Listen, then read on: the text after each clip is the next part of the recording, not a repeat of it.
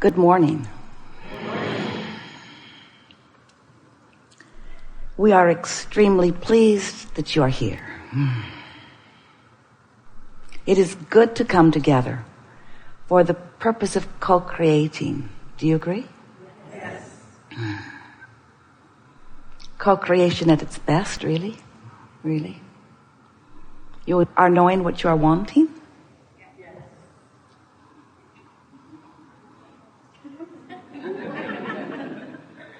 We almost believe you.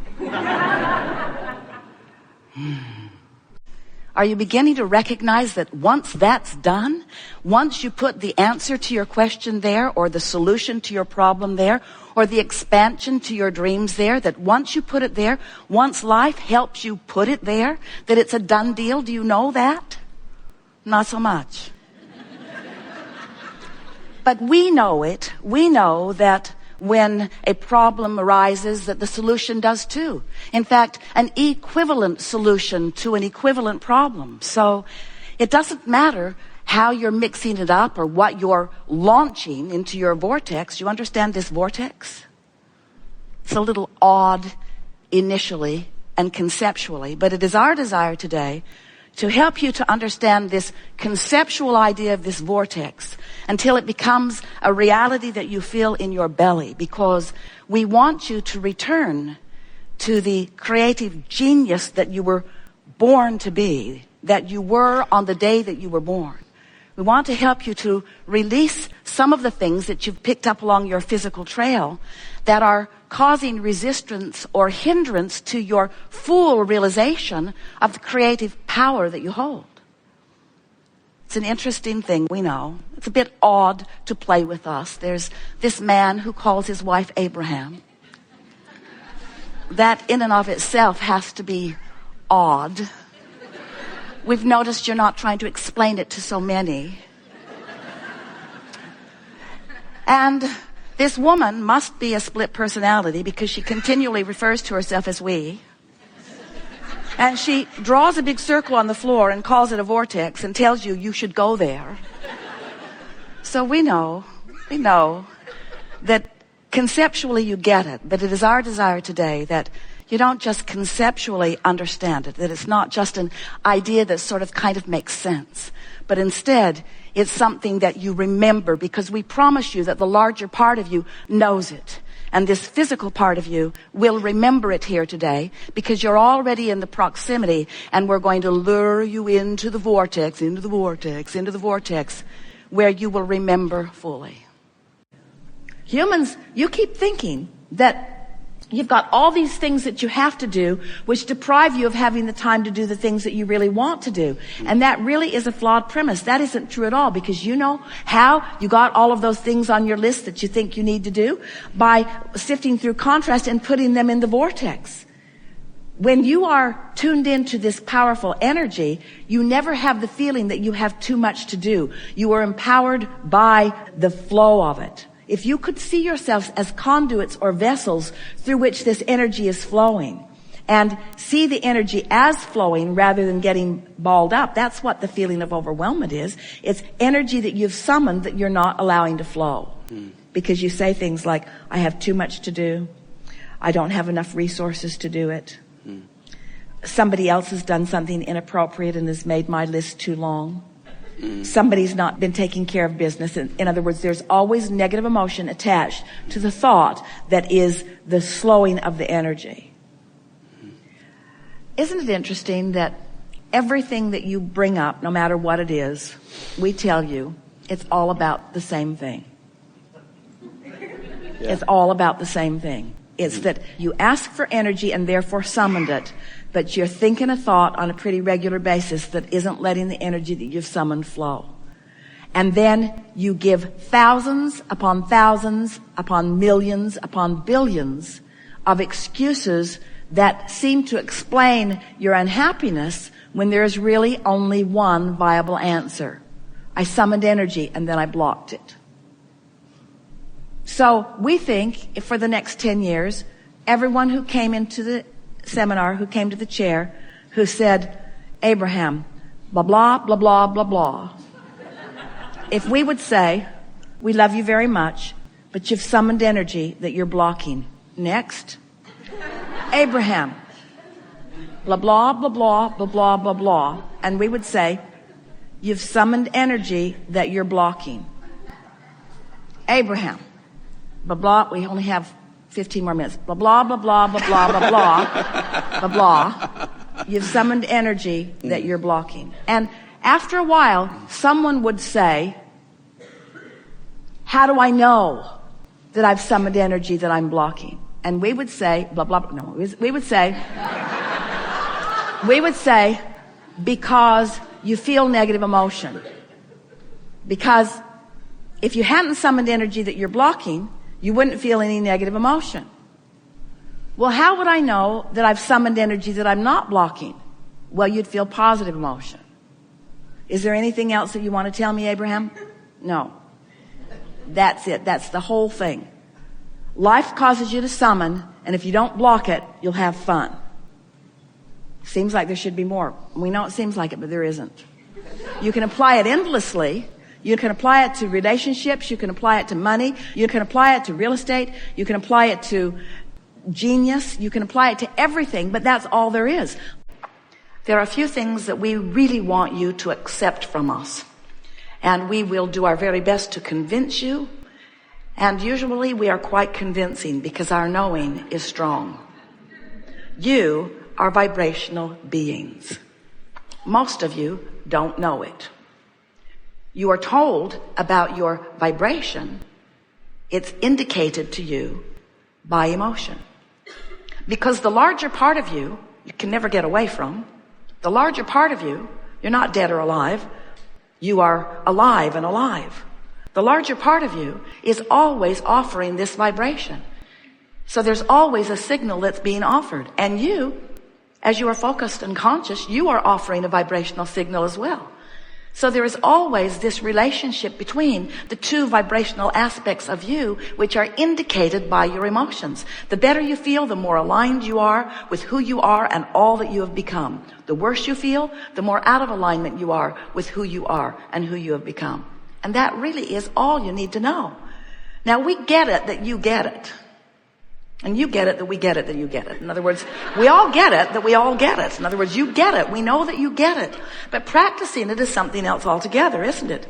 Practicing it is something else altogether. And do you know why it's hard for you to practice this, to put it into action? Is because you have become one of many who de-emphasizes your emotions. You don't let your emotions count for much. You don't realize that anger really matters because it's an indication of vibration. So what we're getting at is you could be observing something that isn't something that you want.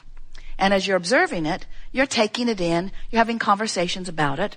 And in doing so, you're holding your vibration in an even more specific place.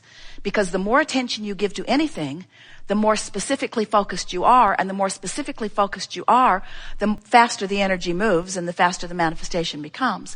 So you could be looking at this thing, and let's call it, for sake of this analogy, something unwanted, and this is the point we want to make with you. Without even realizing it, your observation of your current financial condition or your physical condition or your relationship condition or whatever it is that you're focusing upon, your attention to it is causing a vibrational response in you which equals your point of attraction.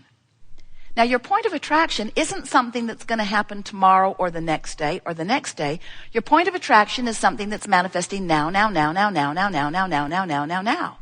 So much so that this thought and this conversation that you've got going on is going to cause the next people who walk into your experience to reflect back to you precisely what it is you've got going on.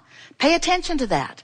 Pay attention to how close on the heels of what you're feeling, especially if you're feeling it strongly, the manifestation follows. So, we're eager to talk with you about anything that is important to you. It is our intention to bring you into alignment with your desire on any question that you focus upon. We want to give you our spoken and vibrational appreciation at the outset here, because we can feel already the depth and breadth of your asking, which means already the depth and breadth of the solutions and answers are already lighted up, and we can announce in advance, you are having a very good time here today.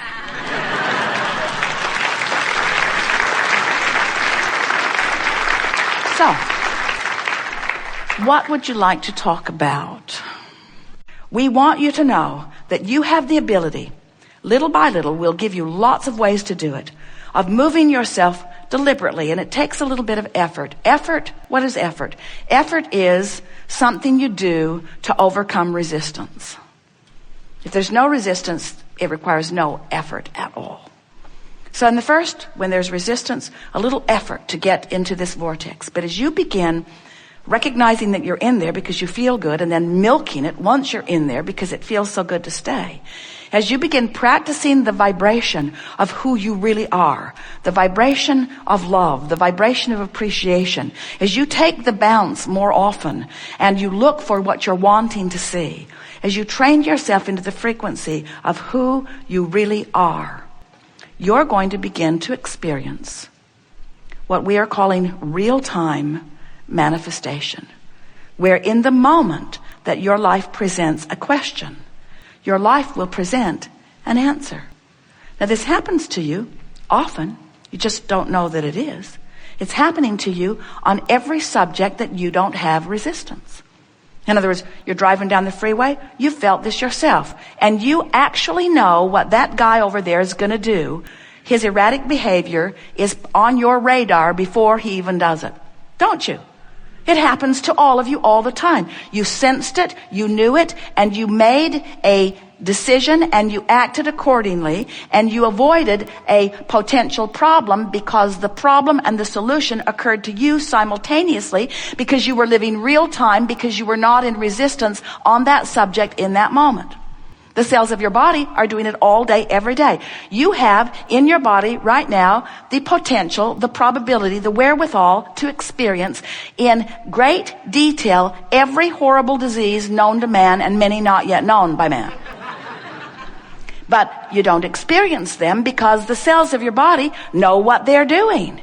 And for the most part, even though you're negative, you're worrying and fussing about this and that and the other. You have set up a reasonable amount of resistance. Don't you think it's interesting that even though you have the best medicine ever, the scientists that are really after it, a medical system that is evolved enormously, there is more disease present on your planet today than ever before. Don't you find that interesting, at least? Sometimes people aren't so eager to express their appreciation for contrast, but it's only always because they haven't figured out how to focus, or they haven't figured out what the criteria for focusing is.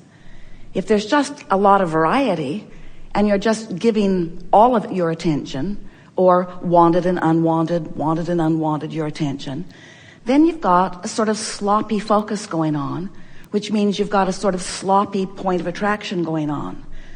And when you are not focused deliberately, or when you're creating by default, then you get some of what you want and some of what you don't want. And there's no real downside to that, because in that process you get more and more clear about what you do want. But if the clarity about what you do want is coming on stronger and stronger, but your ability to focus on what you want is not becoming more practiced, then you just get a bigger life, but it's not a comfortable life. It gets bigger. There's a lot more variety. You can parlay your life into really wonderful things. We've been saying to you for a while, when you know what you don't want, you know what you do want, and there's a bounce in that, because when you know what you don't want, a rocket of desire shoots out of you. And so knowing what you do want is predicated in part upon knowing about what you don't want. We just don't want you to make a life career out of knowing what you don't want. We want you to get more oriented toward knowing what you do want and speaking more about what you do want, and therefore practicing more of the vibration of what you do want, and therefore holding a more consistent vibrational point of attraction about what you do want. And